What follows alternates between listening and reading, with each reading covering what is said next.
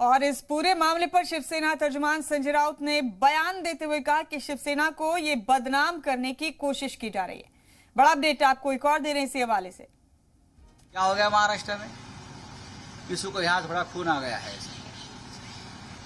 तो राष्ट्रपति शासन लगाने के लिए भाग गए। बताइए, अगर आपकी कोई समस्या है तो आप महाराष्ट्र के मुख्यमंत्री से मिलिए, महाराष्ट्र के गृह मंत्री से मिलिए, आप उनको अपना निवेदन दीजिए।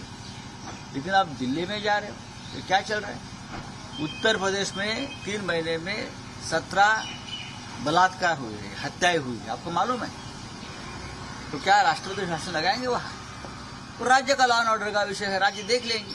योगी जी सक्षम है, मैं मानता हूं।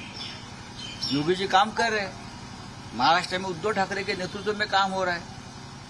तो यहां से भागेंगे 4-5 लोग पकड़कर, दिल्ली में उठेंगे, महाराष्ट्र को बदनाम करेंगे। ये तमाशा बना रखा है लोगों ने।